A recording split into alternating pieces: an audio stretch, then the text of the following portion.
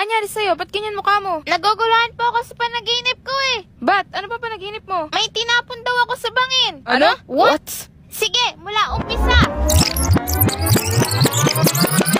Ma, nasan ka na? Bukas na yung trial. Ayoko makulong. Papunta na, na-traffic lang. Anong gagawin ko? Anong gagawin ko? Ma? Ma, ba't ang tagal mo? May aksidente kasi sa daan kaya na-traffic. Ma, anong gagawin ko? Wala akong kasalanan. Ano ba nangyari? Isisisi sa akin yung pagkahulog sa bangin ni Ate Vanessa. Kwento mo sa akin lahat ng nangyari. Ma, hindi ko naman kasalanan yun eh. Kung di mo kasalanan yun, wala kang dapat ikatakot. Kung wala kang tinatago. Wala! Di kwento mo mula umpisa. Tulad ng sabi ko, nasa event ako for work. I hope you're enjoying the party. Of course, it's my pleasure. Thanks for inviting me. Totoo bang nasa event ka? Opo, may sinend akong pictures, diba? Tinanong ko yung supervisor mo, walang event ng araw na yon. Paano kita matutulungan kung magsisinungaling ka? Hindi naman po ko. Magsasabi ka ng totoo o aalis ako dito. Pero nanay kita. Nanay mo nga ako, so ba't kailangan mo magsinungaling? Okay, kasama ko po si Mr. Salazar. Salazar?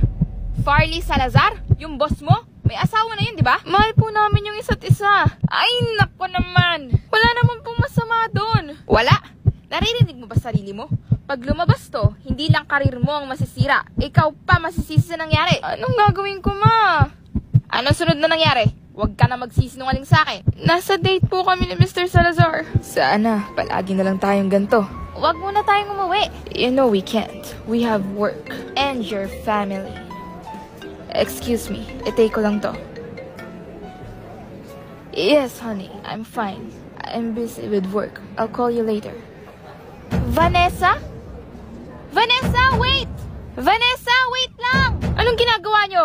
Wala, business meeting lang. Business meeting? Nang magka-holding hands? Vanessa, please, huwag mong sabihin kay ate. Ayaw mong ipagsabi kay Clarissa na nilalandi mo yung asawa niya? Vanessa, please! Hindi pwede! Vanessa! Farley, ano ginawa mo? Pinotektahan lang kita. Ano? Nagawa mo yun? Natakot ako, ma. Sorry. Sorry, ma. Natakot lang ako eh. Nasaan ang katawan ni Vanessa? Kung gusto mong tulungan kita, sasabihin mo sa akin kung nasan. Si Farley lang po yung nakakaalam eh. Hindi mo nahawakan si Vanessa? Hindi po. Umamin ka sa mga polis at maging witness sa mga nangyari. Ayoko po. Baka malaman ni ate. Alam ko na.